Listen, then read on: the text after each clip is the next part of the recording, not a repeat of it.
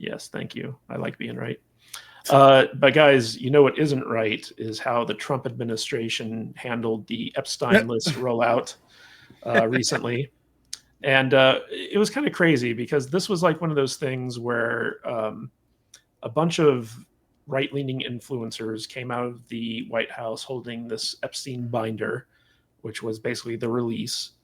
And everyone from the, like, I guess, conservasphere or, whatever you want to call it, started dogpiling on these people. And it was one of those things where it reminded me a lot of right after Trump had his debate with Kamala, where all these same people who were complaining about these influencers getting this stuff early came out and basically said that Kamala had won the debate, that she'd embarrassed Trump, or that she'd beaten Trump, or like whatever. And I was just flabbergasted by the online reaction to this. In fact, we got this New York Post article here that says Trump DOJ feeds Jeffrey Epstein documents to underwhelm conservative influencers, and you should feel frustrated. And the day that this happened, my Twitter feed was just full of people talking about how this was a huge L for the administration, that they didn't know what they were doing, that these influencers were all like, shills for the Trump administration. And this was all coming from their side of the aisle, right? The left side was predictable, but the right side was just all over this, all over my Twitter feed, all over YouTube. Bunch of grifters. And I found it interesting because these are the people, they were complaining that they weren't releasing anything, right, on the Epstein files. And then the minute that they release something on the Epstein files, they start complaining about how it was released. And it's like, do you people not have is nothing good enough for you guys? It reminded me of that line from Dusk Till Dawn where George Clooney is like really pissed off because someone insulted him in the titty twister bar, and Harvey Keitel has to look at him and say like, are you such a loser that you can't tell when you're winning? Right. And it's like, yeah, if the Trump administration made it clear that they weren't actually going to release these files, or they didn't have any intention of getting these files out to the public, that would be one thing. But the intention's there. And like, what's interesting is there were two things that I want to kind of point out here. The first one was Elon Musk going on Joe Rogan. If you guys haven't watched this yet, it was a great interview, but he basically said that, Pam Bondi and Kash Patel were in office for, like, in Kash's case, like a few days, and Pam Bondi's case, like maybe like a week. Mm-hmm. And they hadn't cleaned out their respective departments yet. And so the people who are giving them the information that they requested are not to be trusted. And Elon made this very clear, that they didn't have time to actually get the good stuff, right? Because they asked their people to deliver this stuff to them. And there was some fishy stuff going around because basically there was a whistleblower that came out and told Pam Bondi that all the actual files that the FBI had on this were being kept at the Southern District of New York. And so when she made the request from FBI HQ, they technically fulfilled her request by sending her all the stuff that pretty much everyone already knows about. But because they didn't have possession of it, and it was the SDNY that did, they technically fulfilled her order, right? Even though they didn't give her exactly what she wanted. And Kash Patel wasn't in long enough to make sure that, like, they were actually delivering the stuff that she was requesting. And then last night on Timcast IRL, they actually had Cernovich on there, Mike Cernovich, and he went into detail as to what happened. So basically, these conservative influencers, like DC Drano, lives at TikTok, all these people, were at the White House. Like, this had been scheduled on the books for like months, right? Like this was something that was completely unrelated to the Epstein case. They were like the new media that they were going to have like a talk with Trump with. And when they got there, they had these binders, and they gave them the binders, and they basically told them straight up, it's like, look, there's nothing new in here, but this is what happened. We had a whistleblower tell us about like all this other new stuff. So this is phase one of what we currently have, that a lot of it's already known. But we're going to be getting new stuff that we will be releasing to the public. But they made it clear that there was like a 3-hour, I forget what it's called, but there was like a 3-hour stay of, like, allowing this information to go out. They were going to release it digitally, publicly. And so basically, like, these influencers who got this stuff weren't allowed to talk about it or address the press or anything like that for at least 3 hours. And so when they were basically, after their meeting with President Trump, and they were kind of like let out, what happened is they were led to this exit where there was like a press pool, because they were waiting for the UK Prime Minister to come out with President Trump and get pictures of there. And when these guys came out, they basically snapped, like, they had no idea that the press was going to be there. And so the press like snapped all these pictures and all this other stuff, and it made it look like these guys were kind of celebrating the fact that they got these binders. And everyone in my Twitter feed that I normally like give a lot of respect to and respect their opinions were just dogpiling on these people, and they weren't allowed to defend themselves for 3 hours. And then, like, a day later, or Cernovich goes on Tim Pool and basically lays out everything that happened. And then you have Elon Musk, who interviewed Joe Rogan, lays out everything that happened leading up to this. And I was just like, guys, like, if you're not happy about the fact that they're actually trying to get information out to people, it's like you're just being petty and mean, essentially. But that was my take on this. I think that we're going to be seeing, I know a lot of people are like, you said day one, so you should release this stuff day one. It's like, well, it's as close to day one as possible. I would rather they release it once they've like cleaned house and gotten like the real evidence and stuff like that. And Elon kind of made a joke about how, like, there's probably like one like 1998 Acer laptop with all this information on it hidden in the FBI. But Kash Patel needs to like go through like 7 layers of security before he can access it, and it's not even guaranteed if like it has a search function on it that can access all this information. But I want to hear your take on the reaction that the conservasphere had online with this stuff. And I want to start with you, Brian, because your brain show is all about this type of thing. So what's your take on this? I think that a lot of people are acting super hyper reactionary to this in a really bad way, and it makes all of us sort of look stupid. I like Jeremy from the Quartering. I know him. He's a good dude. But man, on Twitter, that guy is just so hyper reactionary. He calls everyone grifters, but like the whole point of his Twitter account or X account is to, get engagements by being hyper reactionary to every little thing possible on the conservasphere. The problem with this, what other administration is doing what the Trump administration does? Literally fulfilling their promises. Yeah, you guys, guess what? Day one, it's not happening, but they're working on it. Also, the chick involved, I guess she was bamboozled by the New York office, and so Kash Patel has to get involved. There's a lot of moving parts to this, and a lot of swamp monsters that don't want to be exposed. They probably don't want information to be out there.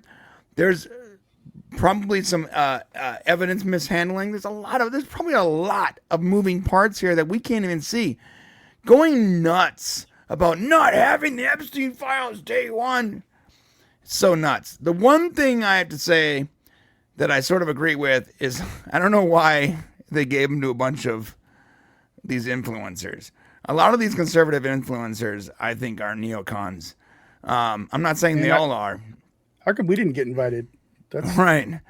But a lot of them are just sort of along for the ride. Because we won, they're successful. Had we not won, we could have totally. I'm sure they would have grifted or drifted, whatever you want to call it, to the other side where they can still be successful. Because I don't think a lot of these people actually have loyalties to the MAGA movement or whatever you want to call it.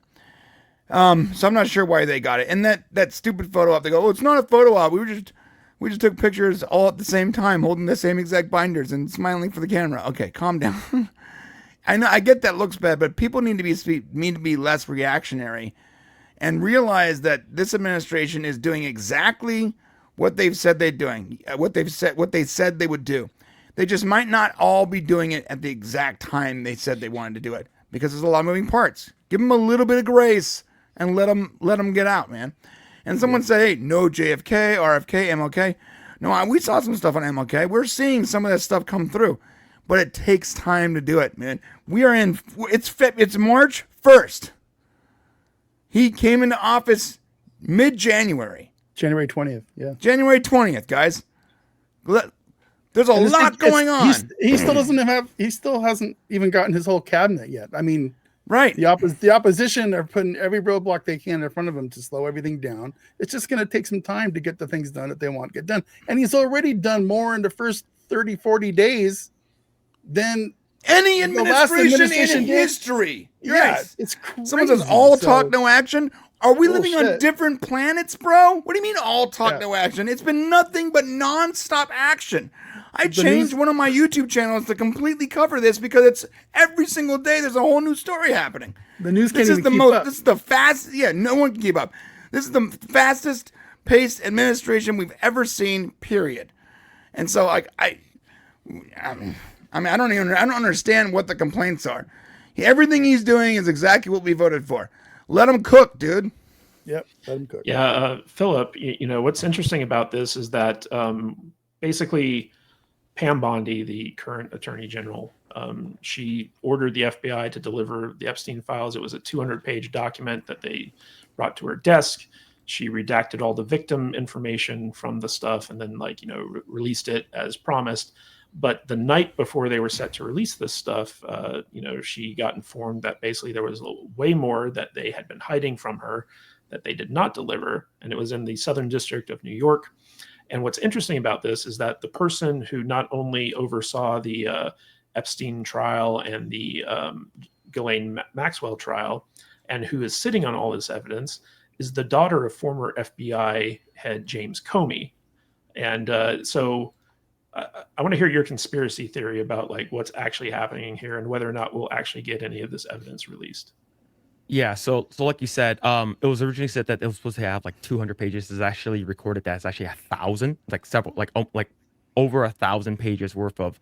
I believe it's the Epstein Rolodex and the flight logs and people on his cell phone and stuff like that. So basically, the 200 pages that is like, it's sort of like, this is what you already know. Here's all the redacted stuff and all the conservatives that basically came out, like they were there to talk to Trump and then they could have went out from a different like location. They have like multiple avenues they can leave the White House from. Why did they purposely go out from that part where all the tabloids and all the freaking like journalists are located? It's because they didn't even know they were gonna get handed this binder, right? So, but with that one, that's the reason why going back to the James Comey thing, it was when Pam Bondi found out, she immediately wrote a letter to Kash Patel. Right, there's that same that letter that went out to Kash Patel, and I think having all of this, I think people on the conservative side, I think they just need to just chill and see what happens, is because you can't just like steamroll everything. There's like it's been even Kash said that there was a bunch of people that they were constantly trying to get rid of all of these like files. They're literally like deleting stuff off of the servers, while like he was actually being like sworn in, so like, he can't get to all of them in time. And we're not even sure like what's removed, right, based off of that. So I know that Pam Bondi trying to get all that kind of stuff out. I believe I was listening to I didn't watch the one with Cernovich, but I watched the one the day before, and with Timcast. It's they don't want any of this information getting leaked out. It's because like there's so many high you know, profile people. I heard that like the Clintons were on like a plane leaving. We already know this. Like, no, there's no secrets there. There isn't, but it's just we already know that. We just want confirmation. Like this is 100% legit. And given the fact that you like, I think this whole interfighting, it's like release this shit all at once. It's like it's gonna take time, bro. Like, you know what's really gonna suck is when we find Mexican Iron Man's name on the list, and you know, we're gonna have to have a little chat with him. It's like, no, hey, bad Mikey. Why are you on this list, bro? What is this? Little sus there, bro. I was doing his taxes, bro. Yeah. Taxes. Okay. Well, you know what's interesting is that Jeffrey Epstein, he had his address list, right? Which basically like everyone that he ever had contact with is listed in there. So their contact information, stuff like that. And some people are conflating that with guilt, as opposed to like him just being a very well-connected rich guy that, you know, whose job it was to kind of network with like famous people and stuff like that. But Dutch, so on the Joe Rogan podcast, Elon Musk mentioned 3 extremely wealthy and powerful political people that we know for a fact are on the list and have probably been behind the scenes trying to bury it or get evidence destroyed or whatever. Yeah. He listed 3 names in particular. First one was Bill Gates. The second one was Bill Clinton. And the third one was Reid Hoffman. And Reid Hoffman is a big Democrat donor. He's a big kind of like tech investor guy, co-founder of LinkedIn, and huge anti-Trump dude. And so like these are like the 3 guys who seem to be like most actively trying to suppress the Epstein files getting out. What's your take on that? There's absolutely nothing new to what you just told me. We already knew that all those guys were on that list. You know, I don't really know what people think we're going to get from this information. I mean, because as far as I know, we're already aware of most of the people that are on that list. I mean, yeah, I mean, maybe it's time that they take the people that are on that list, and once they get the actual proof from this stuff, they need to start arresting people and start charging people with things, and that's what they want to avoid. They don't want to see Bill Clinton going on trial for diddling little girls, you know, and because I think that's what's going to end up happening. There's probably videotape of all these guys doing abhorrent things to underage people, and that's why Epstein had all this stuff was for influence and blackmail reasons, right? Isn't that what the whole kind of deal was? Yep. It's a blackmail empire. Right. Exactly. It's just like the Diddy stuff, you know. I mean, who knows who all's on this thing? But I don't think, you know, Clinton. Everybody knew Clinton was on this list. Everybody already knows it. You know, I'm surprised. Yeah, no one's shocked. No one's shocked by that. More people haven't disappeared. I mean, that's basically the theory why Epstein got ended, right? Because Clintons didn't want him to get it all out there. And yeah, let me ask you a question. Who is powerful enough to kill a federal witness in a federal prison in the United States? Yeah. And no one knows how, what, when, or how. Or who. Bill Gates and the Clintons, and you know, who's powerful enough? Yeah, it's insane. You know, I mean, I guess I'm just not smart enough to understand the ramifications of what's going to happen when all this gets out. I mean, but I don't think there's anybody on that list that I personally will be completely shocked and to know about that's on the list. Bet you $100 Roger Stone's on that list. Wouldn't shock me. You know, any of these guys, you know, so the guy might be a Republican and a conservative or whatever. There's Republicans on that list. There's absolutely 100%. There's not a lot of difference between Republicans and Democrats. There is very little difference, actually. Yes. No. You know.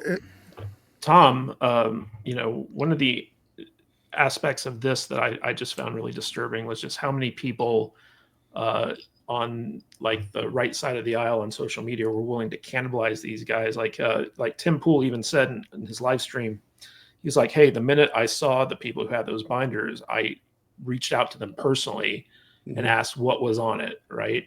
And this happened with Laura Loomer, where basically like she contacted Libs of TikTok and she was like, hey, can you scan what's in that binder and send it to me? And instantly Libs of TikTok did. It wasn't like these people were kind of like, you know, hoarding this information. Like they were out there to disseminate it.